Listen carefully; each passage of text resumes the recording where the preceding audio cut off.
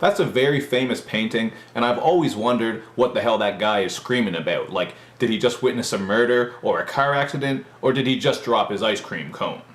What's up, everybody? It's Luke James, not the singer. If you're an indie artist looking for an album review and some promo, you can hit up Luke at redmattersite.com.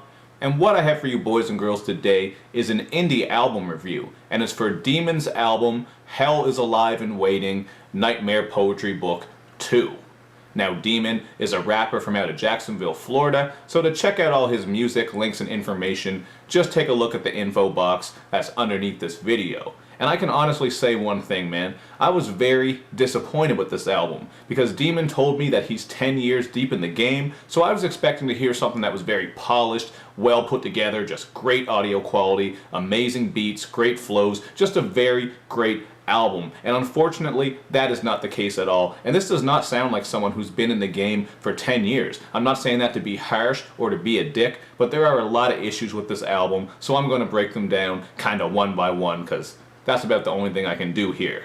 Now, as far as the beats go, they have a very haunting and eerie vibe to them, with lots of samples that are kind of spooky and synth sounds that might remind you of horror movies. And the content on here is very horrorcore-like, which I found kind of weird because Demon told me that he is not a horrorcore rapper, and it's up to him how he chooses to define himself, so I'm not trying to say he has to be this or he has to be that, but if you sent me this project, I would think that it was a horrorcore project, not only because of the beats like I mentioned, but also because the content revolves around the devil, murder, suicide, demons, gore, corpses, the morgue, and all kinds of stuff like that. You're going to hear a lot of that content, but he's admitted that he is inspired by artists like 3 6 Mafia, especially back in the day with their older shit, so I can respect that, and I did like some of that old 3 6 Mafia, so I get what he was kind of doing with his content, and also with his flow, because it's very rapid and all over the place. At times it does get a bit offbeat and jumbled, but there are some times here where I thought it sounded really great, and he brings a lot of intensity with his vocals on some of these songs. So one of the biggest positives here is that when he's rapping, you're going to hear some nice big words put together, some interesting flows, rapid fire shit like I said. So, you know, it's not perfect. I think sometimes if he settled his flow down a bit and said his words more clearly, it'd sound better.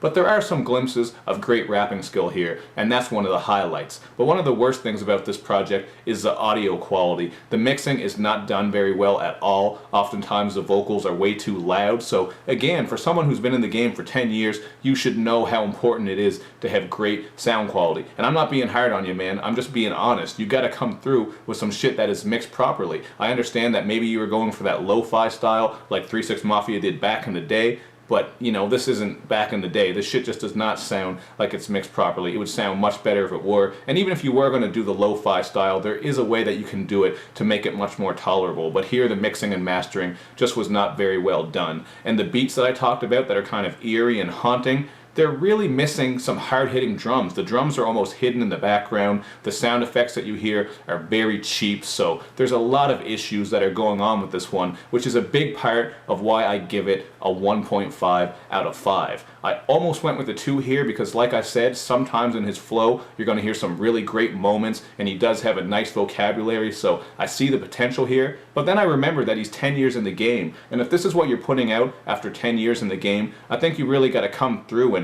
get in that studio, maybe tighten that flow up a bit, and get some beats that are much stronger, because the beats on here are very poor. And I know I didn't break down a lot of tracks here, but everything that I've said really explains how a lot of these tracks sound. If I had to pick a favorite track, I guess I would go with Bloodthirsty, because again, you can hear some moments of great flow, and my least favorite track would be Only You, because there's some singing on there that is just really bad, and I didn't think it was a great track at all. But overall, there's no track on here that I would come back to and listen to, and the main thing with that, again, is the audio quality. But I see the potential in his flow, man. I think if he got in the studio, got some stronger beats, and slowed his flow down, or at least just brought it in a little bit so it was more consistent, he could really be great and come through with a great album. But this is not it. I think there's a lot of work to be done, and I'm not being a dick, man. I'm just giving constructive criticism. So again, I give this a 1.5 out of 5. You guys can check it out for yourself. Maybe you feel differently, and if you like it more than me, please let me know and let him know, because it is good to hear different opinions. But